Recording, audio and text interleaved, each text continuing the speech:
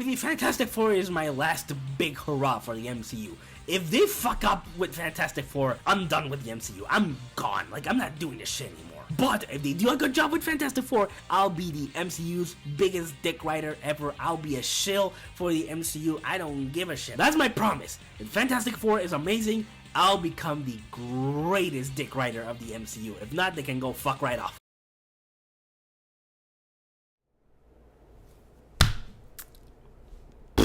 I am never making any bets again. Herbie, how's that sauce coming? Yeah, I'll be the judge of that. Okay. Okay, is this guy good or what?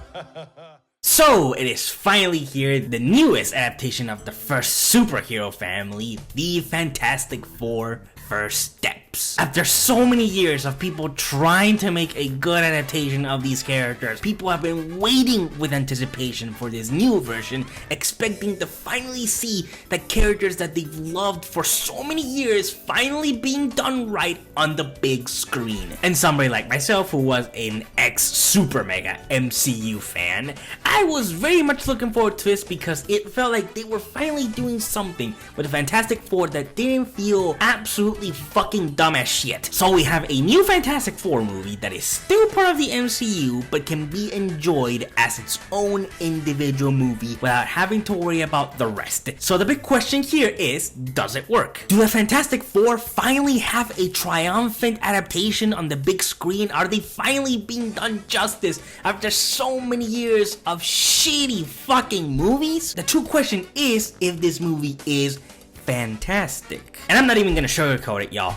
I think this movie is pretty damn fantastic. Kinda. Now, before you start bringing out your pitchforks and torches, let me explain that I still thought this movie was absolutely great. I still really like it. Do I have some issues with it? Absolutely. It's not a perfect movie whatsoever. I was just so surprised of how much I genuinely liked this. I was excited for the movie from the beginning because it looked like they were doing something new and different with the Fantastic Four, but also it being separated from the rest of the MCU really allowed this movie for it to breathe on its own, and I really appreciated that. And my god, if I could say one big positive thing right now, is that this not taking place in the main MCU Earth was probably the best decision they could have done for this. I love that this movie understood the assignment of making the Fantastic Four a true family. That's something that every other adaptation gets wrong about the Fantastic Four. They never get the family aspect of these characters right. They always feel like awkward co-workers that just don't fucking like each other whatsoever in every other adaptation. In this movie, they actually feel like a family. Reed Richards and Sue Storm actually feel like husband and wife. Johnny Storm and Ben Grimm actually feel like the cool uncles. One being more obnoxious than the other, but still, like they get their roles as a family very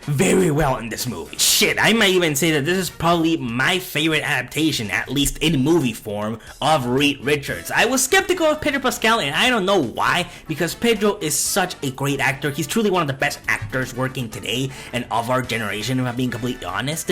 So I don't know why I even doubted that he would do a great job. He gets lost in Reed Richards. I truly believe that he was playing this character instead of just being Pedro Pascal in very awkward Reed Richards cosplay. He did an incredible job in this. By my opinion, I think the greatest character in this movie has to be Sue Storm. She's the heart of the film. She's the one that brings the most raw emotion to this. She's sassy, she's intelligent, but she's also really badass. She might be probably the strongest member of the team. I think the ones that are gonna be a little bit of a mixed bag for some people are definitely gonna be Johnny and Ben, because in this movie they're definitely toned down a little bit from how they are in the comics. But in my opinion, I actually kind of welcome this, if you ask me, because in every other thing that I've seen Johnny in, I just don't like him. I think he's just incredibly obnoxious and annoying. Here, he's still obnoxious, but he's like, at the time I was like, you know what?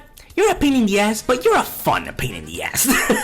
And Ben is still the muscle of the team, obviously, but he's also still very vulnerable. You still see how conflicted he is on how out of everybody in the team, he was the one that had the biggest transformation. I wish you could see more of that in the movie because we don't get much of it, but still what you do get is very effective. But also, he's also very funny in the movie, so to me that's kind of enough.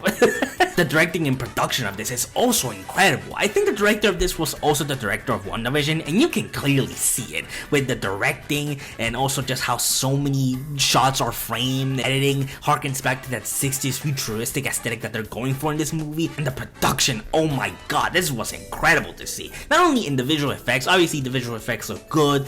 There's probably one thing with the visual effects that is kinda clunky, and I'll talk about it later, but for the most part the visual effects look pretty good, especially with the powers. It's like it looks good. But I'm talking about the practical production. Oh my god, the sets in this look gorgeous as fuck. I love all the little details that again harken back to that 60s futuristic aesthetic that they're going for in the movie, where everything has that 60s look and vibe and feel to it, but it all works a little bit different. But now let's talk about our villains. The Silver Surfer definitely was the one that caught me off surprise for the most part, because I was not expecting to be as invested in her whole story and her motivations as much as I was, and the effect that they do on her I think is pretty good. She gets some really cool action sequences in this movie, especially when the Fantastic Four first meet up with this character. Woo, there's some fun sequences with the character. But the true big baddie of the movie, Mr. Galactus himself, oh my god, I absolutely loved Galactus in this. He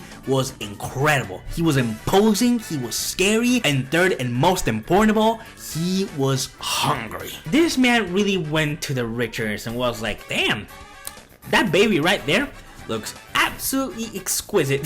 that motherfucker literally said, boy dinner. And look, there's a lot of reasons why I recommend a lot of people to go watch this in a movie theater, but Galactus might be the main reason why you should watch this movie in a big screen. He is imposing in this, and for people that are complaining that he's just not big enough, y'all need to shut the fuck up, because this is the best it's going to get, okay? And you're saying, Diego, you are glazing this movie so much, how can it not be fantastic? I'm gonna get into that right now. First of all, there's one character in the movie that I was kinda disappointed by, not because he was bad in the movie whatsoever, no, every time this character was actually on screen, I really enjoyed him, and I'm talking about Paul Walter Hauser as the Mole Man. And I really like this casting. I thought it was really good casting. Some people are calling it stunt casting. I thought it worked fine. I think the problem is that we get so little of this character, and the fact that the way they end his arc in this movie feels so quick and kinda undervaluing is like, I wish they do something more with this character in the future, because this does kind of feel like a waste. And like I said, most of the visual effects in this movie look pretty damn good, except for one that is kinda 40-60 maybe. I don't know, man. This was the one effect in the movie that was really confusing to me, and I'm talking about the obvious CGI baby. Look, man, obviously I don't want them to put a real baby in Risk in set, obviously not, but couldn't you have done something else with this? Like, couldn't you have made a better way to maybe hide the imperfections? There's a scene where a character is just carrying the baby, and I'm like, whoa, that looks floaty as shit. It looks bad, bro. It does not look good at all. Does it completely break the movie? Absolutely not, okay? But it does get a little bit distracting sometimes. Not always, because the effect is not always terrible, but there are a couple scenes here and there where you will notice how fucking weird it looks. And you can also tell that there were a couple of scenes in this movie that were completely cut out of the movie. And we knew this before the movie came out. I mean, John Malkovich originally was a part of this movie as the Red Ghost and his super apes, but everything regarding that was completely cut. I think the only thing that was left from that was a scene where Reed Richards fights or pushes one of the super apes into the ocean, and that's pretty much it. But John Malkovich is like nowhere to be seen. You can also tell that maybe a couple of scenes with Ben were cut out of the movie. And look, I don't know why they did this. Maybe they did this because they didn't want the movie to be 2 hours long. I feel like the 2 hours wouldn't hurt this movie, if you ask me. But even with some of these criticisms, I still thought the movie was great and had an absolute blast with it. Is it perfect? No. But if you ask me, I still think this is probably the best Fantastic Four movie we'll ever get. And shit, if this is the best we're gonna get, I'm pretty damn happy happy with it. So my final rating for Fantastic Four First Steps is going to be an 8 out of 10. This is a movie that is worth your time going to the movie theaters, and honestly, this has kind of revived my interest for the MCU. For now, I'm still not excited for Doomsday, I'm now only slightly interested. But hey, that doesn't mean that you can't go watch this movie and enjoy it as its own thing, because believe me, this being very much separated from the rest of the MCU helps a lot. And yes, like I promised in my Brave New World review, I am now officially a Marvel bitch. I am now the biggest dick rider of the MCU. I know, you might be saying, Diego, that's crazy. No, that's what I said. I said that if Fantastic Four was a great movie, I would just become the biggest sellout of the MCU. So even if Avengers Doomsday comes out and it's a big steaming pile of shit, I'm still gonna have to give it a 10 out of 10 because that's what I set myself up for. You're welcome. What time is it, Ben? No. What time is it, Ben? No, Johnny. Say it! I don't wanna! Say it!